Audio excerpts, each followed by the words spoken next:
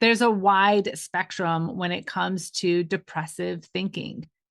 And if you're struggling with these depressive thoughts for days on end, if you're unable to get yourself motivated to function in daily activities as you would typically do, please see a healthcare provider for help. The seasonal affective disorder, it's real, as are other types of depression, and they require professional support, not a podcast. Hey there.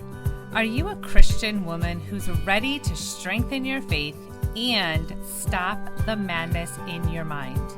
The worry, doubt, anxiety.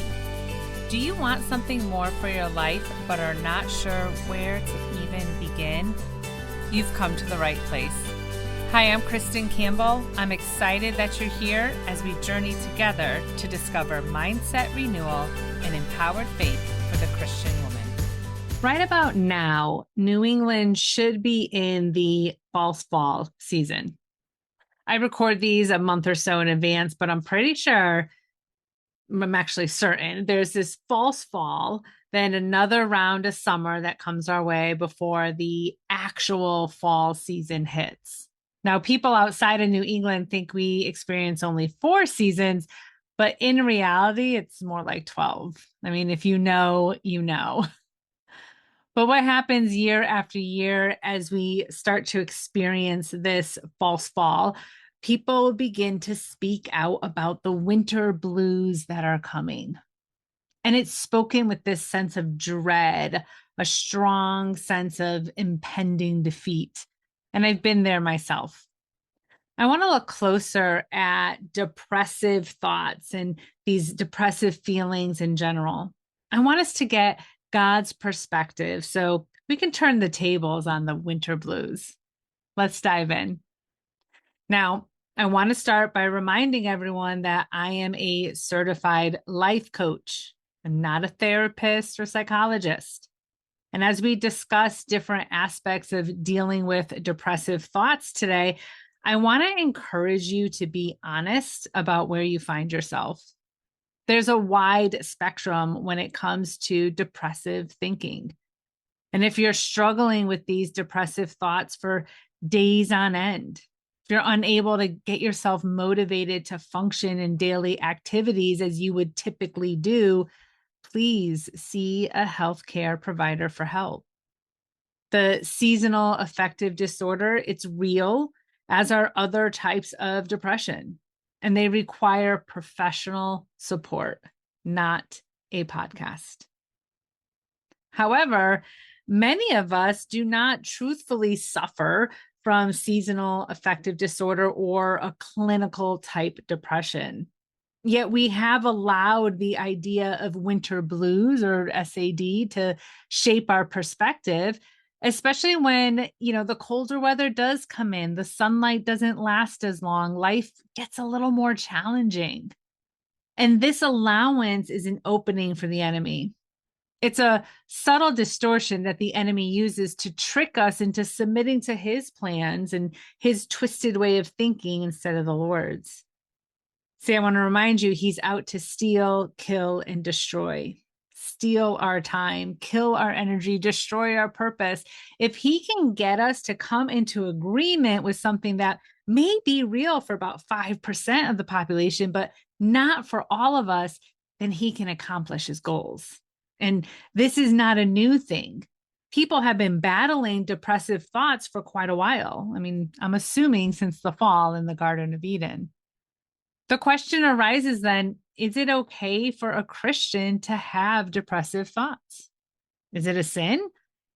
Am I doing something wrong when I experience these feelings of sadness or gloom, or when I'm feeling troubled about what I'm going through, when life seems dark?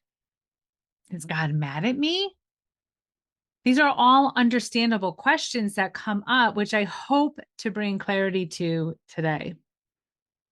Isaiah 50, verse 10 in the Amplified reads, "Who is among you who reverently fears the Lord, who obeys the voice of his servant, yet who walks in darkness and deep trouble and has no shining splendor in his heart?" When I first read this verse, it just really struck me. Isaiah is addressing someone who reverently fears the Lord, who obeys his servant. He's actually referring to Jesus, and yet is also dealing with this depressive state of mind. And Isaiah is acknowledging that, yes, you can be in right relationship with the Lord and still walk in darkness and deep trouble with no shining splendor in your heart. How can that be? Life. We are no longer living in the perfect, sinless Garden of Eden.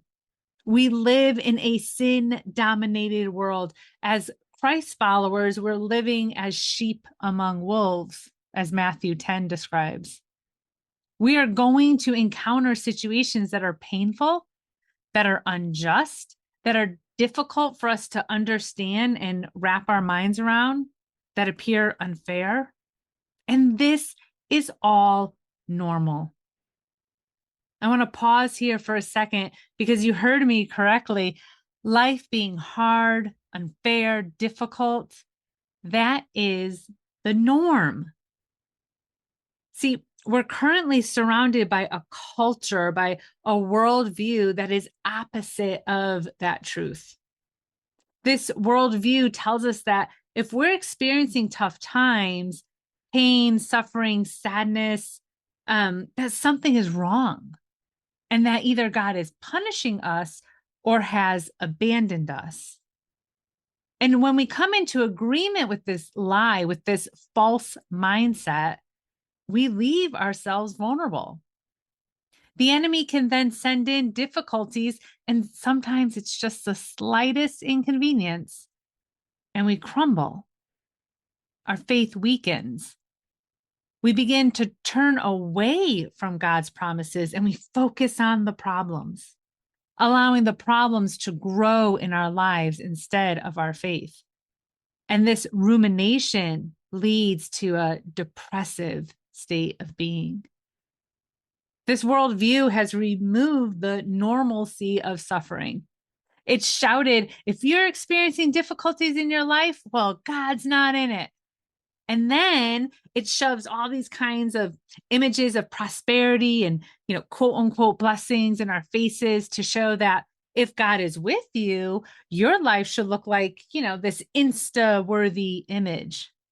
And we just eat it up. Our flesh says, yes. Our mind says, well, that makes sense. Yet our spirits, if we're listening, they groan within, because that is just not biblical. As followers of Christ, we are to follow Christ, follow his example. See, Jesus did not set out to go viral. In fact, he often told people not to tell others of the miracles he had performed, because his goal wasn't to be, popular among the elite cool kids.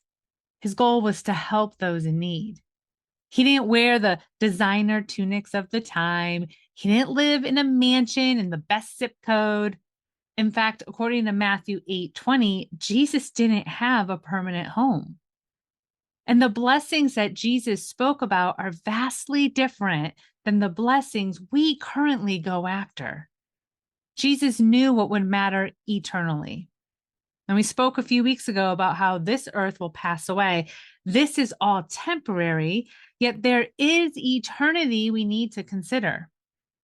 The houses we have now, the bank accounts, the cars, the positions, the titles, the millions of followers on social media, all of that goes away when the earth does, or when we leave the earth, whichever comes first.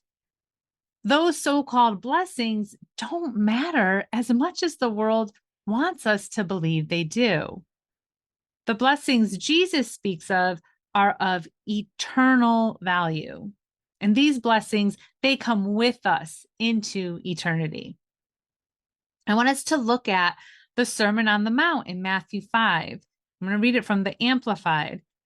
And I'm going to go through this pretty quickly just for the sake of time, but I really want to encourage you to go back and to spend some time in these passages. This is Jesus speaking, and This is a new message to the people of the time, and it really should wake us up as well. It starts in verse 3. It says, blessed, happy to be envied and spiritually prosperous, with life joy and satisfaction in God's favor and salvation, regardless of their outward conditions, are the poor in spirit, the humble who rate themselves insignificant, for theirs is the kingdom of heaven. Blessed and enviably happy are those who mourn, for they shall be comforted. Blessed are the meek, the mild, patient, long-suffering, for they shall inherit the earth. Blessed and fortunate and happy and spiritually prosperous in the state which the born-again child of God enjoys his favor and salvation are those who hunger and thirst for righteousness, for they shall be satisfied. Blessed are the merciful, for they shall obtain mercy. Blessed are the pure in heart, for they shall see God. Blessed are the makers and maintainers of peace, for they shall be called the sons of God. Verse 10, blessed are those who are persecuted for righteousness' sake, for being and doing right, for theirs is the kingdom of heaven. Blessed are you when people revile you and persecute you and say all kinds of evil things against you falsely on my account. Be glad and supremely joyful, for your reward in heaven is great, strong, and intense. See, these are, first of all, not the blessings the world speaks of as important, right? Secondly, they all require difficult situations to attain. We will encounter difficult, dark times. Yet when we experience them through the lens of Christ, we will come out with true riches. Jesus never promises an easy sunshine and rainbows life here on earth, yet he does promise an eternity in his glorious presence in heaven, where there is no more suffering. So how do we shift our perspective on the dark times in our lives? How do we reconcile being a Christian and dealing with depressive thoughts when we can't see the light, whether physically or mentally? I want us to circle back to Isaiah 50:10 in the Amplified, the second part of that verse. Now, Isaiah asks in the first part, if you remember, who is among you who reverently fears the Lord, who obeys the voice of his servant, yet who walks in darkness and deep trouble and has no shining splendor in his heart? Then he continues to say, let him rely on, trust in, and be confident in the name of the Lord, and let him lean upon and be supported by his God. I want you to notice here, there's no shaming of the person walking in darkness who's deeply troubled. There's no mention of them being cast out of God's presence. There's no mention that they are in the wrong or that God is mad at them. It is quite the opposite. God offers his compassion and an invitation to come deeper into his presence, to allow him to support you through the dark time. Isaiah 42:3 says, a broken reed he will not break off, and a dimly burning wick he will not extinguish. He will not harm those who are weak and suffering. Other translations say bruised reed. Have you ever felt bruised and broken? I have. Take courage. God's character remains in that he offers compassion, kindness, and love to us in those times of suffering, provided we go to him. Too often I hear, life's been really hard lately. I've walked away from the Lord. That, my friend, is the exact time you need to be running towards the Lord. Because life is hard, run to Jesus. Because your thoughts are dark, run to Jesus. Because you are confused, because you're deeply troubled, run to Jesus. David, who is called a man after God's own heart in 1 Samuel, he dealt with depressive thoughts. Psalm 42:11 says, "Why are you cast down, O my inner self? And why should you moan over me and be disquieted within me?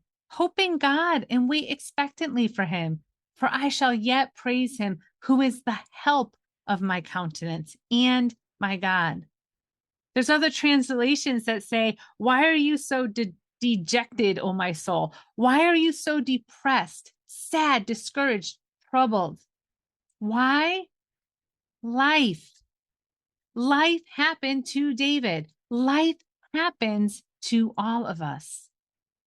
Now, just a quick side note, there are two forms of suffering that I want to point out, and both are best resolved, again, by bringing the situation to Jesus. But just for clarity's sake, there is suffering because of natural consequences for our decisions, and there is suffering because we have decided to follow Jesus in a world that hates him. I mean, hate is actually a light word for the intensity of loathing that the world has towards Christ and anyone who follows him. But when you're in a dark place because of natural consequences for your decisions, the solution's still relying on, trusting in, and leaning on God. Because one, when we repent, he's faithful and just to forgive us. That's 1 John 1:9. And two, God promises to work all things together for good for those who love him and are called according to his purpose. That's Romans 8:28. Now, God is not a man that he should lie. He is true to his word. So when we can shift our focus off of our mistakes and onto God, it's his character and his promises that will shift our thoughts from darkness to light. When we're in a dark place because we're encountering trials, because we're followers of Christ, we're actually told to rejoice and to really expect that kind of suffering. Francis Chan has a great sermon on suffering that breaks this all down according to 1 Peter chapter 4. It is definitely worth looking up. And he explains how suffering is part of the Christian's journey. 1 Peter 4:1 tells us to arm ourselves with the mindset of Christ, to prepare for it, that following after Christ will require suffering. We need to die to our flesh, okay? We need to live differently from the world, and our decisions are going to be challenging to make at times. Things aren't going to be easy as a Christian in a sin-dominated world. And Francis Chan says, we either suffer now or we suffer later for eternity. So suffering is normal this side of heaven. Dark times, troubling times, they're going to happen. And Christians who are dealing with this, who are dealing with depressive thoughts, are still loved by God. They are still in the palm of God's hands. This season may very well be part of God's best plan for their lives. God is the author and perfecter of our faith, and he is in control. A bruised reed he will not break off. The key to whether we sink into these thoughts or grow from these thoughts is our perspective. Now, too often, just like those winter blues, we give into it. We give into those thoughts. We agree with their lies of hopelessness. Perhaps it's out of habit. Maybe it's out of exhaustion or out of a wrong understanding. Yet to begin to shift, even if it's just a slight shift at first, to begin to resist that thought, to begin to shift from, why is this happening to me, to, how will you use this for my good, God? To introduce hope, Jesus, into the darkness of the situation, to not hide our struggle, but to bring it all to God in honesty. This doesn't feel good, God. Yet I know you are good, and I trust you in this. The days may soon get darker and colder. The days mentally, emotionally, and spiritually may get darker and colder soon as well. That's okay. as long as you remember that God is eternal light. 1 John 1:5 says, "Here is the message we have heard from Christ and now announce, proclaim, and declare to you.